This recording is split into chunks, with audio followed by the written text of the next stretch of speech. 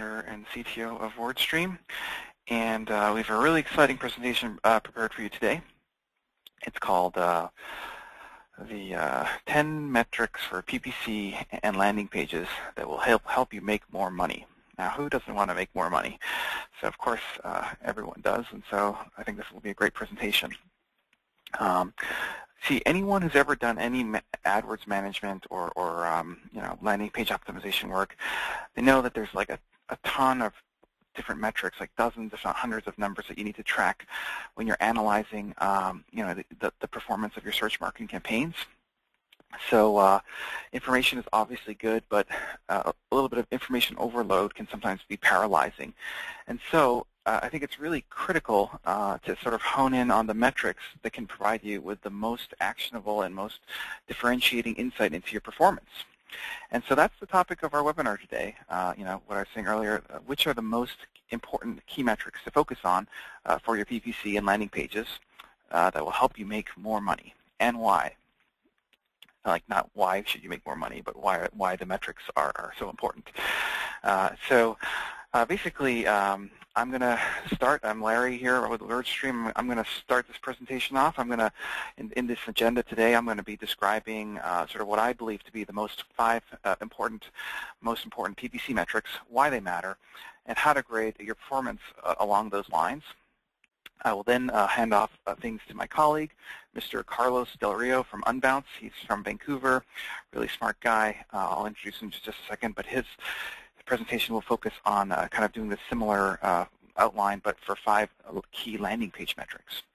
And to illustrate some of these ideas, I'm going to be doing a bit of an AdWords clinic. So what I mean by AdWords clinic, it's kind of like at one of those trade shows where where they open up an AdWords account and then do an audit on a live AdWords account to kind of figure out what's going well, what's not going well. And I'm going to show you actually how those metrics that I'm showing you can predict account success or failure in an AdWords account. And Carlos has an equally interesting presentation. And of course, we'll take your questions and answers at the end. Because this is a live presentation, we are encouraging everyone to join in the discussion of this topic for this webinar. If you're using Twitter or Google+, if you could include the hashtag #KeyMetrics to your Twitter tweets so that everyone on the call today can tag along and participate. Briefly, I would love to introduce my co-presenter today, Mr. Carlos Del Rio from Unbounce. He's the Director of Conversion Analysis and Digital Strategy at Unbounce, a leading provider of landing page A/B testing software. Welcome, Carlos. Carlos, are you with us? I am, yes. Thank you for having me. Great to have you again.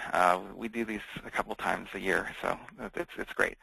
I've already introduced myself. I'm Larry. I'm the founder of WordStream. I've been doing PPC work for about 10 years, and we provide a PPC management platform as well as keyword research tools. All right, so before jumping right into all these metrics, I thought we could just ask a simple poll question to kind of take a temperature of the audience in terms of what you guys think are the most important AdWords metrics for managing your Google AdWords search campaigns. Laura, can you help me launch this poll? Thank you very much. And so the question here, it's like when you think of all the metrics that you analyze, like the first thing when you go in to log into your AdWords account and kind of monitor the health, see how things are doing, what do you view are the most important AdWords metrics for managing your Google AdWords search campaigns? And there's a bunch of different options here. One has to do with clicks and cost per click. Another having to do with quality score, click-through rate. Both are very much related. Conversions, cost per conversion, conversion rate, followed by the search query data, and then followed by the impression share report. Now, I'm forcing you to pick one because I really want to try to figure out which one is deemed to be the most important. Hey, Carlos, while the poll results are coming in, would you what would you say your most important AdWords metric is in terms of how you manage your campaigns? I really look at click-through rate the most of all from the actual AdWords side because I spend a lot of time thinking about how to do the good communication, how to write my ads, write my content and my titles for the landing pages. I spend a lot of time kind of dealing with the metrics that relate to how engaging the ads are. Awesome. So everyone has voted here, and your response, Carlos, is that you're in the second biggest cohort with the click-through rate metrics, and it looks like the majority of the audience went with conversions, cost per conversion, conversion rate, though I know you're going to be talking about that in your presentation today. So anyways, it's just a fun little exercise here. All right, so because it's my webinar, no, just kidding, I've decided to declare these 5 key metrics to be the most important metrics that define your AdWords performance. Basically, you can take my word for it, but let me just kind of describe to you how I came up with these metrics here. These 5. First of all, it wasn't easy. Like Carlos said, we had to narrow it down to 5.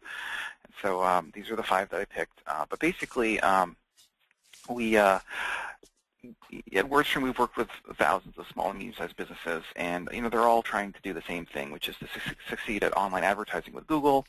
Every week we see hundreds of accounts. Many are doing okay, some are doing great, and many are doing terrible. And so recently we wanted to figure out why the heck that was. Why do some advertisers do so well in paid search and others fail so miserably? And so we went to work and we analyzed hundreds of these AdWords metrics across the different accounts. So like, for example, the quality score. We looked at the quality score metrics across thousands of accounts, all right? And what we did was we kind of summarized all of the data into this just 5 key metrics here, which I believe are the most important predictors of AdWords success or failure. And they're kind of listed out here on the slide. I'm not going to read through them, but my point here is just that no other company has done this much research into this many AdWords accounts for small and medium-sized companies. And we even met with our partners at Google a few months back to kind of get their take on this. Basically, in my presentation today, as I mentioned earlier, we're going to just do a live AdWords account clinic, and I'm going to show you, prove to you how these 5 metrics provide an excellent overview for the performance and health of an AdWords account. Now, of course, in order for you to follow along and participate in this AdWords clinic, I'm going to be using the WordStream AdWords Performance Grader. And this is a really key free tool for grading your account performance against other companies that are kind of similar to your company. And so it also means that we can look at some visual data rather than plowing through spreadsheets and tables. And so if you could, right now, I would like to ask you all to just open a browser window. I know you have a browser because you're on this webinar. Just take a minute here. I'll give you 2 minutes here. Just go to www.wordstream.com/Google-AdWords. Up on your screen. Hey, Carlos, would it be possible to mute your line? We're just getting a lot of feedback here. It's in the product room. The big one. Whatever you eat, bring me a piece if you don't mind. Oh, the long ones. That would be awesome. I love those. Yeah. That would be great. They're really good. That would be great. Thank you. Hey guys, I'm getting a little bit of feedback here. People mute the lines. Oh, thank you. All right. So hopefully, while you were getting all that noise, you were going to the WordStream.com website, clicking on the Google AdWords grader link, and grading your account. By the way, this thing is incredible. It'll give you so much insight into kind of how your the key metrics in your account are doing. So take, for example, quality score. So we'll calculate your impression-weighted quality score average and then kind of print out a histogram of that distribution of how many of the keywords are at number 3 or 4 or 5 or 6 quality score and compare that to how other accounts are doing. And so it's super helpful. Just go to www.wordstream.com, Google AdWords, and grade your account right now, and that way you can follow along. Okay, so I've given you a couple seconds here. So let's dive right into the AdWords Clinic. And so for this, I'm going to be actually showing you 2 accounts. The way this is going to look is we're going to just review 2 actual accounts. Let me just pull them up. Second here. Great. Starting with a terrible account. All right, so here we go. This is a live AdWords performance grader report. I've kind of blurred out some of the company name and stuff so that I could protect the identity of this person. However, the thing that you'll notice is that this guy has scored better than 4% of other similar accounts that we've graded. So this is an AdWords grader report that you're looking at. See how he scored 4%.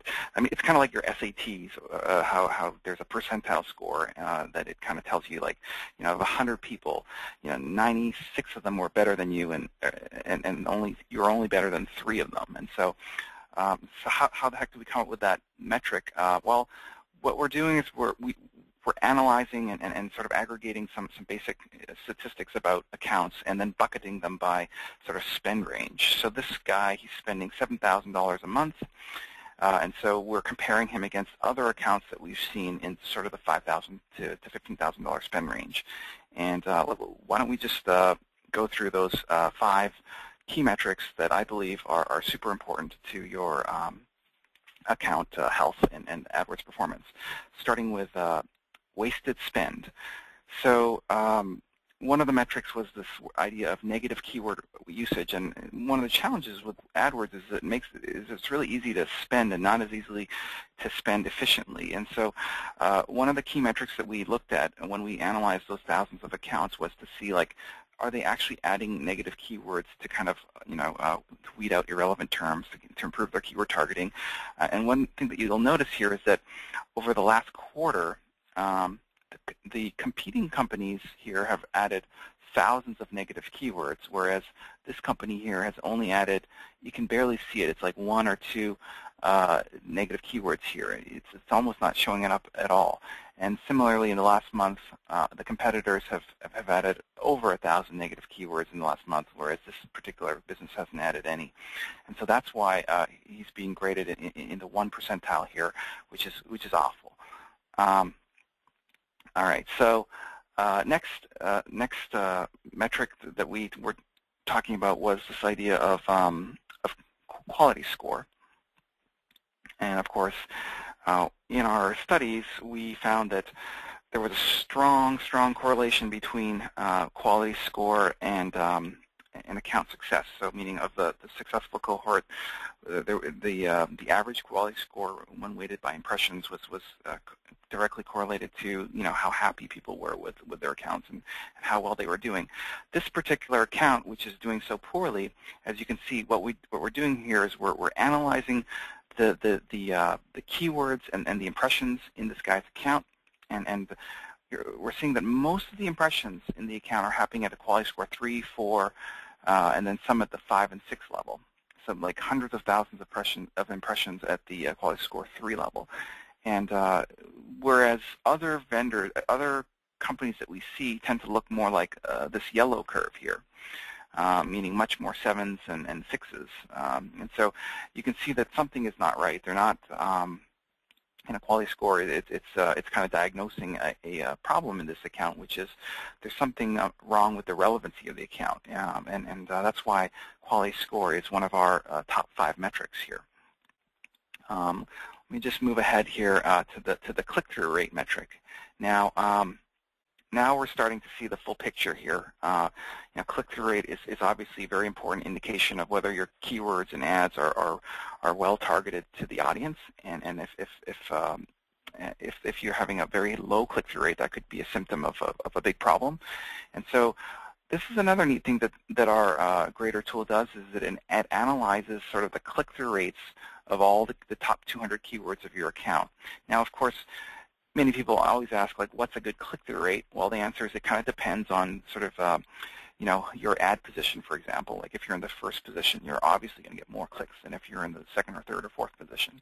And so we graph out your click-through rate here based on your average position and try to figure out, doing this kind of regression analysis. We kind of figure out kind of an average of what we're seeing from other competitor companies similar to you, and then we plot your keywords on this graph. And one thing that I'm starting to notice here is that this guy's click-through rate is just 1.31%, which is pretty low. And so that's actually the ninth percentile of low click-through rates that we've seen. So out of 100 people, 91 people have better click-through rates than 1.31% when normalized, even for this average position of 4.12. And so you can start to see, oh, well, maybe that's why the quality scores are so horrible. It's because his click-through rates are so horrible. So that's pretty straightforward, I would think. Oh, this is another one of my favorite metrics here. It has to do with account activity. And basically what we're doing here is we're actually downloading the change log in the Google API here, and just trying to figure out, like, how actively are you doing any work in your account, and trying to do some checking here to see if you're paying attention to trying out new keywords, or trying out new ads, or creating new campaigns. And we just add up the changes, like how many bid changes did you make over the last 30 days, and how many ads did you create or edit or pause in the last 90 days. And we kind of just total them up to try to get a sense for the account activity. The reason why this is so important is because what we've seen in our analysis is there's a huge correlation between account activity and account success and failure. What I mean by this is those advertisers and agencies who are taking a more proactive kind of stance in terms of trying to actively manage their campaigns and their accounts fared much better than those who kind of placed their accounts on kind of a set it and forget it mode.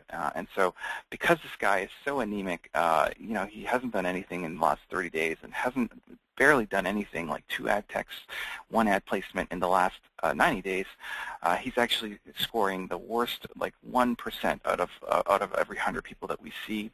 And so So the picture is starting to emerge here.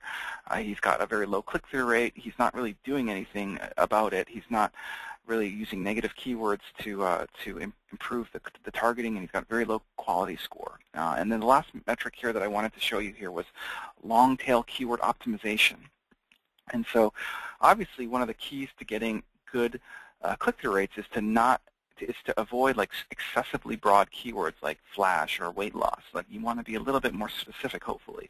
And so one of the neat things that WordStream does is we kind of look through your search query data and try to figure out where are your impressions happening. Are they happening with one-word keywords, which are very broad and unspecific, or are they targeting kind of more narrow and specific long-tail keywords with 3 or 4 or 5 words in them, like best internet marketing software or something like that. And so here, what you can see here is that the lion's share of this guy's impressions are happening for 1-word and 2-word keywords, which are very broad and less specific. And conversely, the flip side of that is that only 17% of his impressions are being impressed to those valuable and specific, intent-rich, long-tail keyword searches, and so that's why he's doing very poorly. So, in summary, that's kind of what's happening here. There's obviously more metrics in this report, but Carlos made me pick 5, and so those were the 5 that I picked.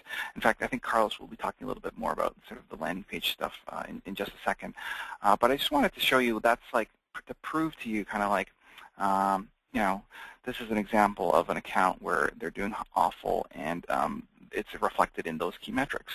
But to even make a stronger case, I thought we could look at one other, kind of contrast those results with kind of one other report card, which is for a kind of the opposite scenario. So the other guy was in like the 4th percentile, and his account was in shambles. I just wanted to quickly to contrast kind of those results with what you're seeing here, which is someone else's report, who is scoring better than 98% of the people that we're seeing. All right. So how is he doing so well? Well, we'll just quickly go through the same metrics here. Wasted spend. Look at this. So of the competitors that we saw, they were adding roughly 125 negative keywords in the last quarter, but this guy added 200, and so he's doing a great job at sort of staying on top of his keyword targeting, trying to eliminate wasteful spending and be proactive. Look at this one here, the quality score metric. I know a lot of search marketers get really frustrated with quality score. Why is it so low? But look at this guy's quality score. His average quality score is 8.8 out of 10. All right, and he only has all of his keywords are quality score 10s and quality score 7s. He pauses or fixes or deletes anything other than the 7 and 10. Now, maybe that's a little overboard. Maybe that's like overkill because he's in the 98th percentile here. But nevertheless, he's working at it. It's not like it happened automatically, and that it's possible. And the way that it's possible has to do with click-through rates, as I was saying earlier. Remember how that other guy had an average click-through rate of like 1.5% or something like that? This guy's average click-through rate on search is 14%. And so the way that he does it, he's not even in the #1 spot, guys. He's in the #2 practically in the 3rd spot, and he's getting 14%. Okay, so the way that he does it, I talked to him. It's all about taking advantage of all the different ad extensions that are available. It's all about writing really great ads that kind of are emotionally charged and really make a great connection between the intent of the searcher and kind of the pain point that he's trying to solve. And so that's how he's able to get 14% click-through rates across the board. Crazy. Again, like I was saying, the account activity, it's the opposite of what that other guy was the other account we were looking at. He's actually doing work every week in his account, either trying out new campaigns or ad texts and keywords, ad groups. Like, that's the really interesting thing about really strongly performing accounts when I interview these guys, because we saw this huge differential in terms of accounts doing great and accounts doing horribly, and we wanted to figure out why that was. And one of the big things I noticed has to do with your mentality, that even though he's doing well, he doesn't want to just stop there. He doesn't want to quit. He wants to keep improving. And so even though he's got such a great score, every month he's doing all these new keywords and new ads. So it's just like more of a process rather than a one-time effort. And look at his long-tail keyword optimization here. Remember how the previous account was primarily targeting 1- and 2-word keywords? This guy, he's doing the opposite of the terrible account. He's targeting the lion's share of his impressions are happening with 3 or more word long-tail keywords, and that's how he's able to get these huge, 14% average click-through rates.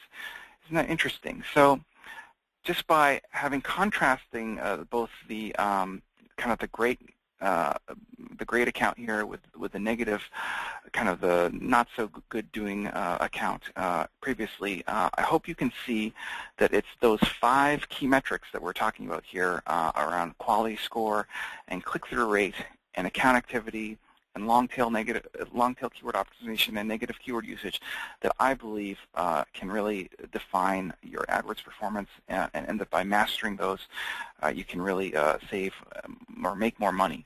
Let's just go back to the presentation here. Hey, Carlos, by the way, are you around? Yes, I am. Any thoughts on these 2 accounts, or do you want to share, or any impressions? No.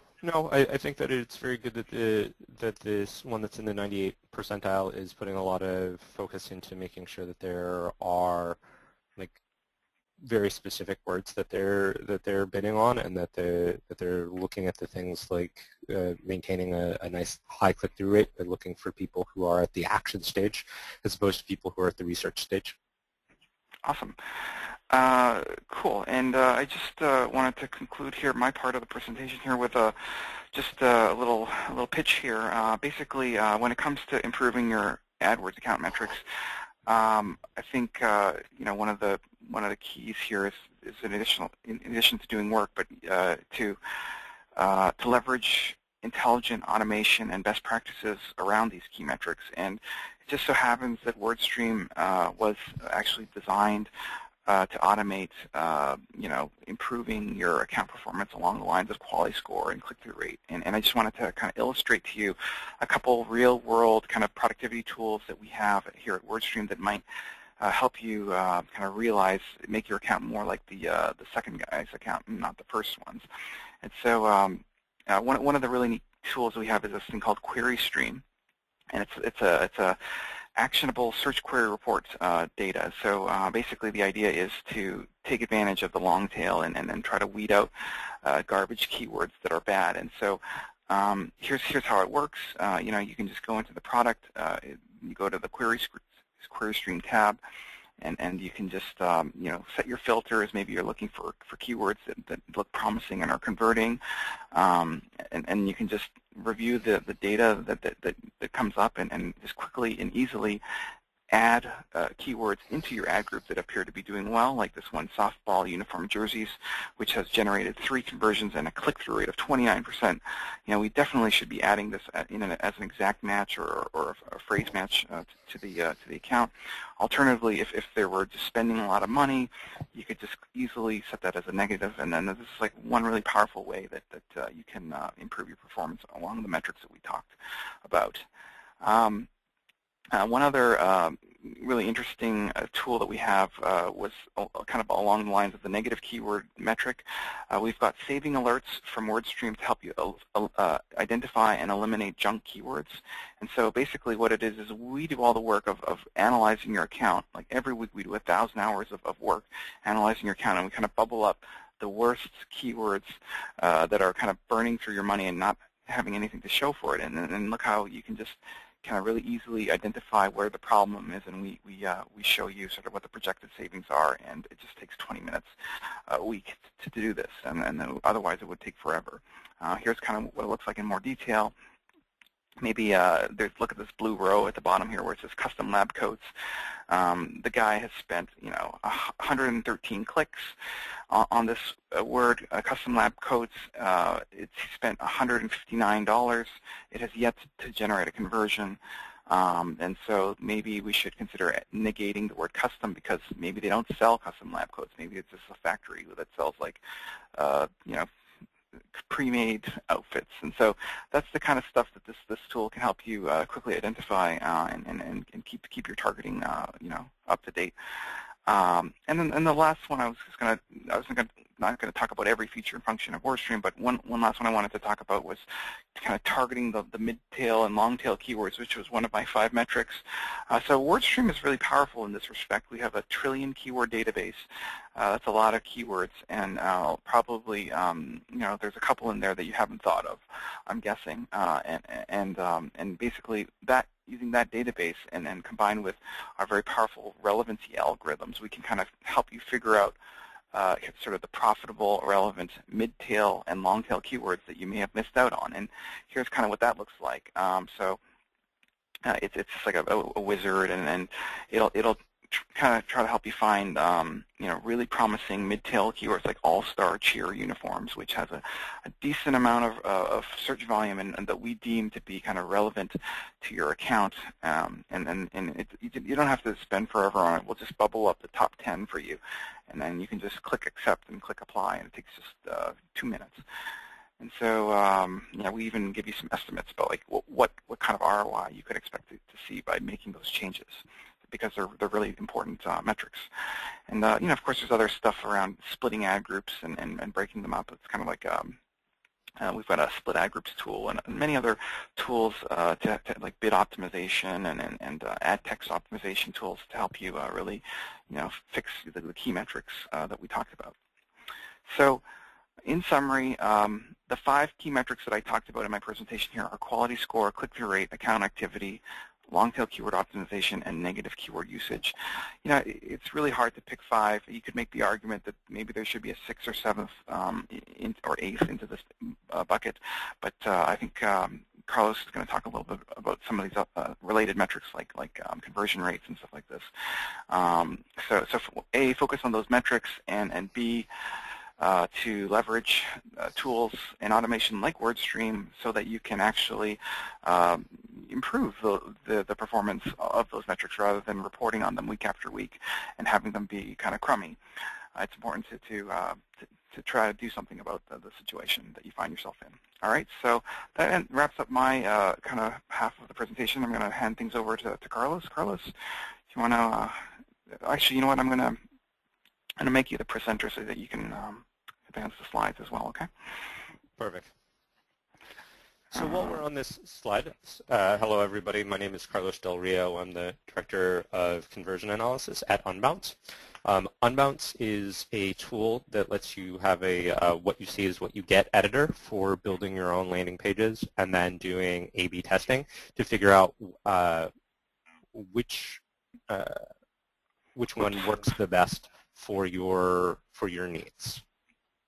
Hang on a second. I think what I wanted to do was just give you control rather than make you the presenter. I will fix that. Can you make me the presenter?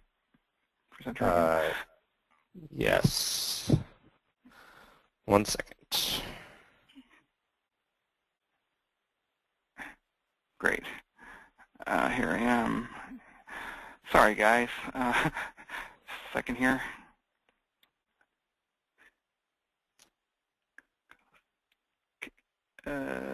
Give keyboard and mouse. That's what I meant to do. Go ahead. Can you give that a try? Okay, so when you're designing a landing page, there are 5 things that you're always going to have. So right here, I wanted to start you off with an example of a very powerful landing page. You know, this is an entirely mocked up thing, but you know, it's kind of fun. Yeah, you have to have a headline that has a clear call to action. In a lot of cases, you want this to tie in almost exactly with the text of your ad. You want to have some sort of demonstration of what the product is, if it is a physical product. If it's a service, you probably want to have a demonstration of what the benefit is. So does it make your family happier? Does it make your car go faster? Whatever that is. You want to communicate exactly why this is valuable to the person who is looking at the page, right? Because the person who you've paid to bring into your site needs to know that they are going to get some sort of value out of this. They have to be able to answer that question, what's in it for me? You also want to have at least one support element, which in a lot of cases is going to be something like a testimonial. It might be other people who use the product. It might be you know, an award that your product or service has won. And you want to have a single action, you know, just one thing for them to do. Since you've already used pay-per-click to get them in, you've paid to have this person here. You don't want them to be really distracted into a lot of different things. You just want a single thing for them to accomplish. You'll see much, much better conversion rates, which is one of the things that I'm going to talk about as one of the major performance indicators for landing pages.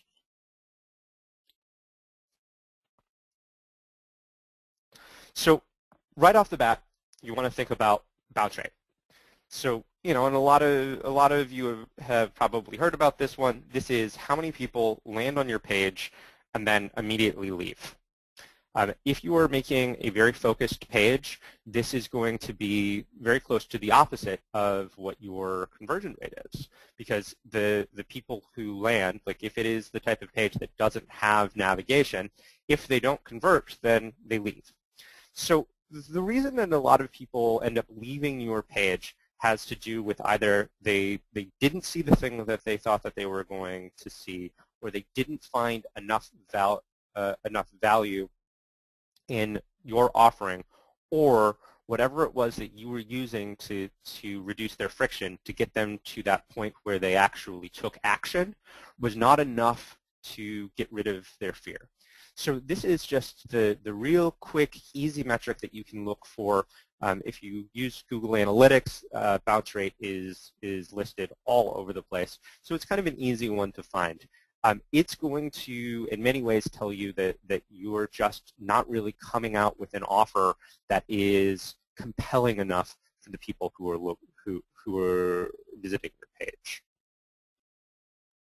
Next, I look at conversion starts. So a conversion start is, let's say that you have e-commerce. This is somebody who begins a cart but doesn't finish checking out. This is also, if you're doing something like lead generation, this is somebody who starts filling out your form but doesn't actually finish filling out your form and press the button to submit. If you're using, again, Google Analytics, you can actually set up an event or a virtual page view for when people click in to start filling out a form, and have that virtual page view or event be the first step within your funnel. And you can do funnel tracking and see what percentage of people begin to my process but don't get to the end. This is going to give you an idea of, is it the thing that I am offering, or is it the process that they have to go through that's keeping them from finishing? So think about testing what your layout is, so where you put your action in comparison to where you put the other elements, like the demonstration or the support elements, to figure out which one is really going to get people right there at the beginning and becoming, a potential customer of yours. Next is the conversion completions. So this is how many people actually converted. So the things that you want to test are maybe changing what your call to action is, maybe change from buy to add to cart, or from get started to please call me. Something that really falls into this grouping of things that you can just imagine it finishing the sentence, I want to. So I want to get more information. I want to ship this product to my friend. Something that is an actual action that the person can get some sort of value out of. One of the things that I think a lot of people just don't really think about, because they see coupon codes on a lot of sites like Amazon, is that if you see a coupon code, almost 1 in 4 people that leave a buying process leave because they went to look for a coupon code. So if you don't actually offer coupon codes, or they're not valid for the channel that you're putting people through, consider testing not having the coupon code on there at all, because you may see a significant increase in the number of people who finish, and you actually derive some value from their involvement with your pages. I think for pay-per-click this is particularly important because, again, you're paying to put the people in here. You want to keep them really on track and really focused towards doing the thing that makes you money.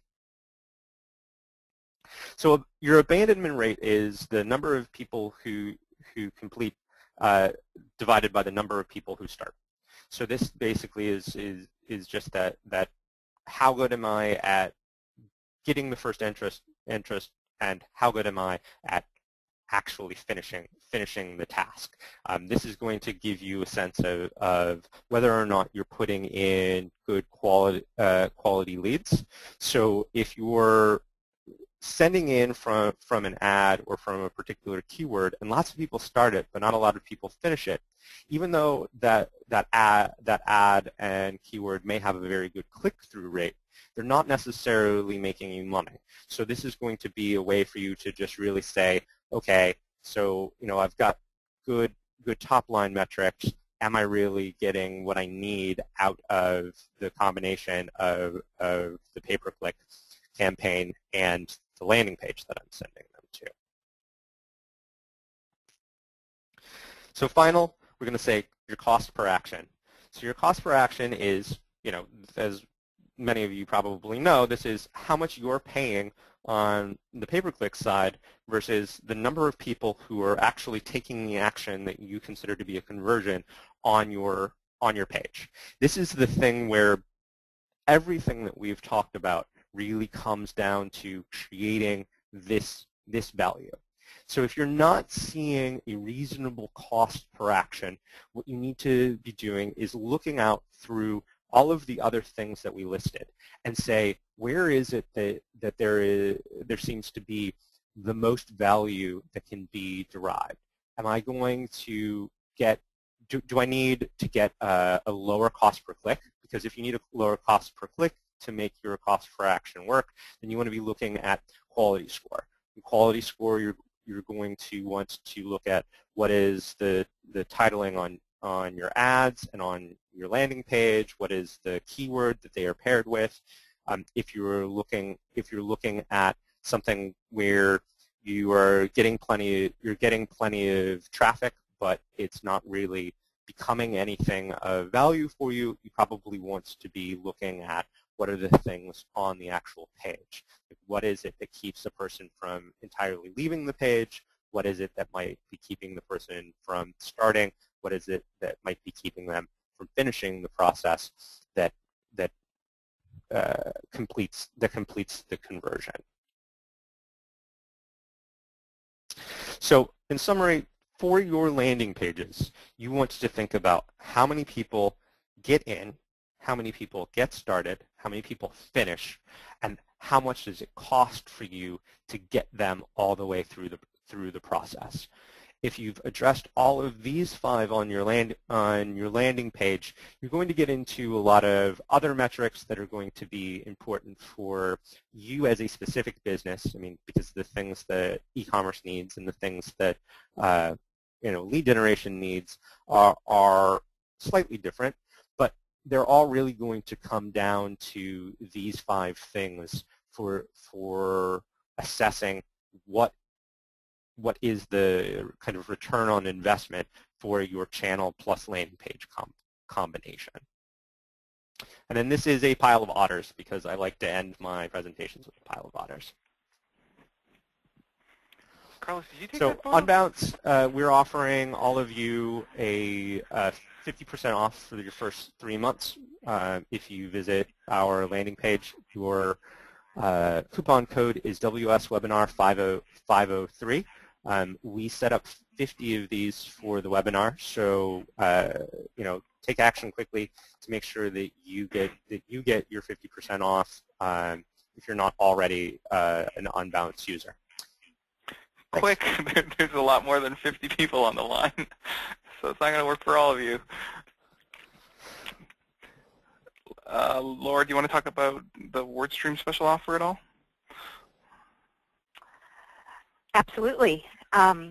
With WordStream, we have an offer of, hopefully you all took advantage of Larry's recommendation to go and grade your AdWords account. If you haven't, then we suggest you definitely do. That's at wordstream.com/Google-AdWords. And we'll be sending around an email with a special offer for a free assessment of your report, where we'll be able to help you identify areas for opportunity and for growth and to improve your ROI, to improve your efficiency, to increase your conversions, all that great stuff. Awesome. And then I think if you advance one more slide there, Larry. Oh, yes. We have one last poll question here. Go ahead. Right. And so this is just if you're interested in any of our particular offers, so taking a trial with Unbounce, a free account audit with WordStream, if you'd like a demo of PPC Advisor where Larry talked about some of that really valuable time-saving functionality, that's great. Let us know, and we can proactively reach out to you. And we'll leave this up here, and I will throw some questions out at you guys. All right. So we have a question about focusing on clicks and click-through rate. So this attendee asks, why focus on clicks and click-through rate? Clicks aren't necessarily a good thing, right? They cost money. In other words, what's good in a keyword with a high click-through rate if it doesn't actually produce conversions? I can take that one. Good point, fair point. Yeah, like I was saying earlier, it was kind of hard to pick the just 5 metrics here, and I kind of was assuming that my colleague Carlos was going to be talking about conversion rates, being the landing page expert, so I didn't want to steal his thunder. You know, I think you know, why did I pick you know, click-through rates? Well, and quality scores, I think that has to do with just how Google is designed. They really reward accounts with high click-through rates and quality scores with maximum exposure and very low cost per clicks. And conversely, if you're kind of in the low click-through rate bucket, they make your life kind of miserable with like very little exposure and very high cost per clicks. And so you know, like, fair point about like, well, wait a minute, like if these keywords aren't great, then why should we have them? And I would just say, yeah, absolutely, just knock them out. Like if they're not, you know, I'm trying to get a good decent click-through rate, decent quality scores, but if in the end if they're not working to your conversion goal or whatever, or you know, then certainly you could make the case to pause those and try some other ones. So it's a great question. So Larry, to summarize there, so what you're saying is if you have some ads that actually don't have very good click-through rates, instead of leaving them up, it's more important for you to actually pause those because the low click-through rate will actually impact your quality score? Of course, like the quality score takes into consideration like the click-through rate of your keywords, of your ad groups, of your campaigns, and your overall account. There's like you kind of have to have a really clean account and then have everything working well. That's at least what we found when we were analyzing all these AdWords accounts. You don't have like a bad neighborhood. You know what I mean? Like just keep it all good and clean and tidy, and that'll be helpful. Like by like improving those bad ads. There was a question about finding wasted spend. Is that something that you can find by using AdWords, or is that something that's really just available through WordStream's tool? You can do it manually through AdWords. Like they'll give you like a search query report data with, you know, hundreds of thousands of clicks and impressions that you can, you know, kind of have at it and kind of analyze. The problem with that approach is sometimes that the amount of time, it's like such an inefficient approach that the amount of time spent kind of diving through search query reports, it's like dumpster diving. It's kind of like you the time spent analyzing that data almost exceeds the value of the savings that you will get, that you'll find. And so what WordStream does is it applies this really sophisticated waste detection algorithms and doing a kind of a semantic analysis of the words in your account and trying to figure out like word modifiers that appear to be like not converting. We do a lot of modeling and kind of prioritization, and we just bubble up sort of the top 10 or top 20 or top X number of negative keyword contenders for you to review. That way you can kind of get the most bang for your buck, kind of getting the low-hanging fruit without taking forever and without going blind. Okay, great. This is a question for Carlos or for both of you, but would you recommend one landing page per ad group or per campaign, or does it depend? Carlos, I would say that it really depends. If you tend to make campaigns that are very specific, you can definitely get away with a campaign landing page. But if you have, say, if you're doing all of your non-branded keywords in a single campaign, you probably want to group things by ad group rather than grouping them by the entire campaign. So, if you have shirts and ties, you probably want a different landing page for shirts than you have for ties, but it doesn't mean that you wouldn't also have a pretty good result from doing a group that is sort of a hybrid of the two.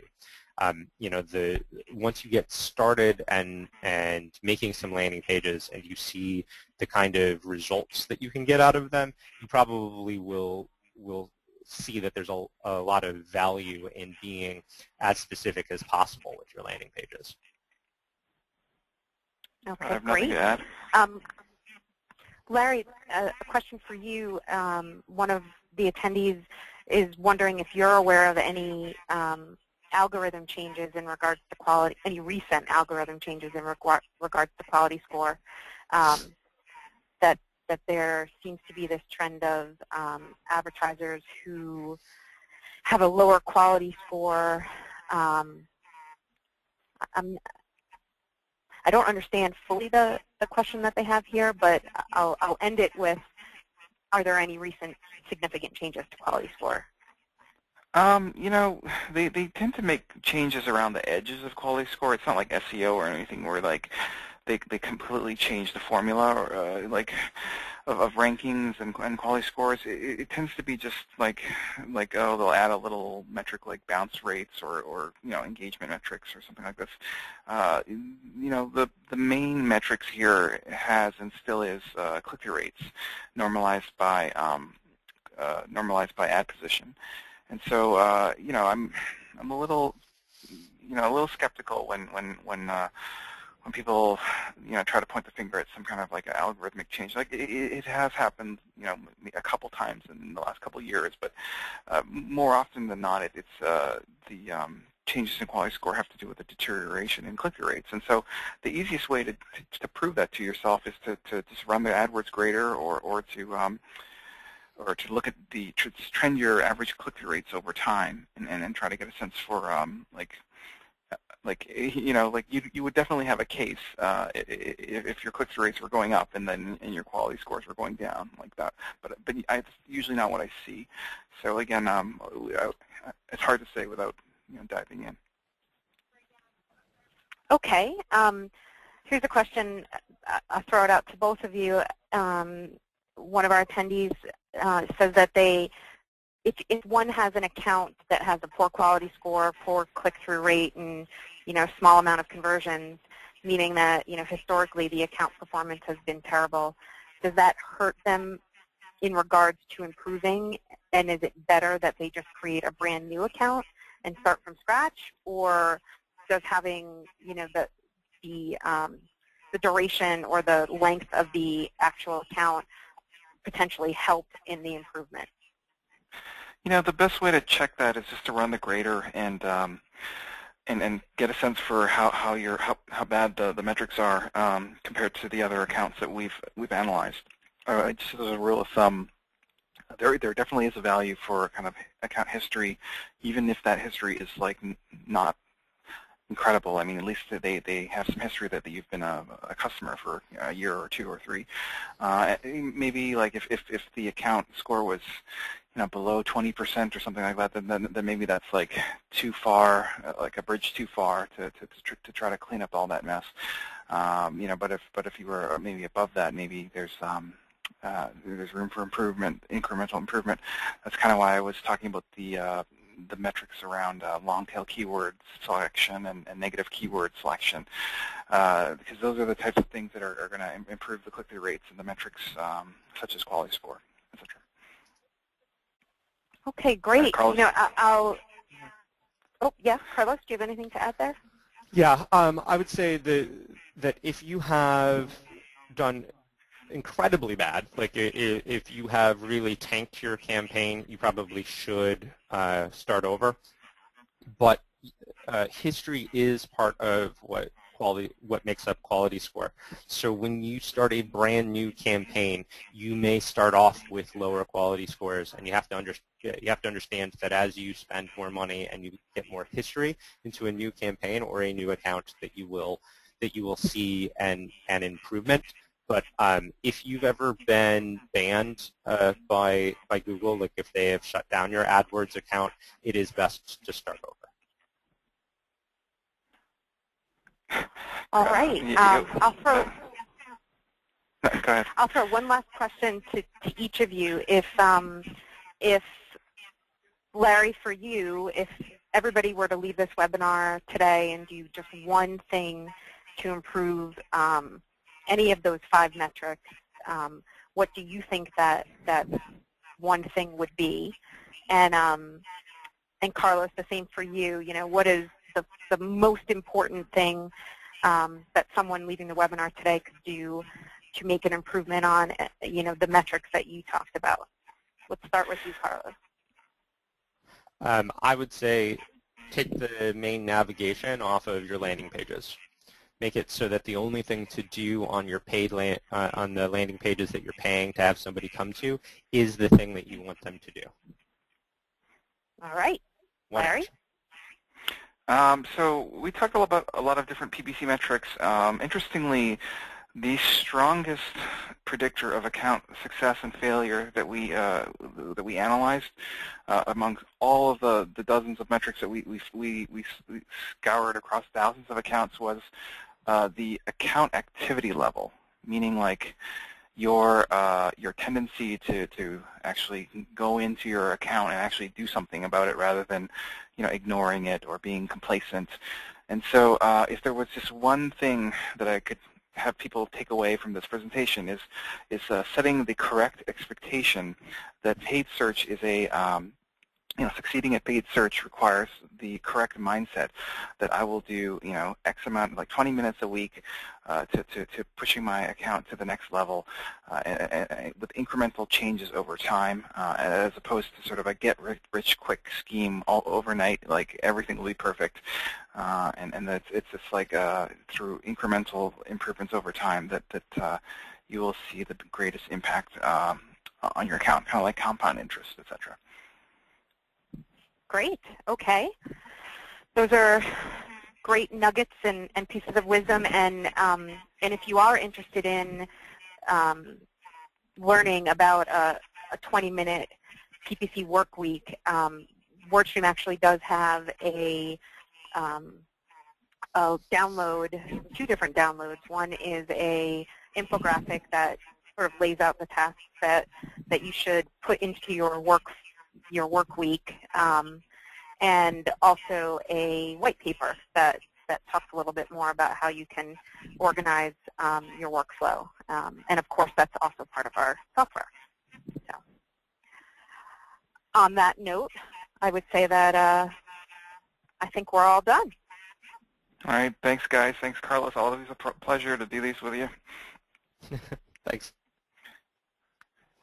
Have a good afternoon, everyone.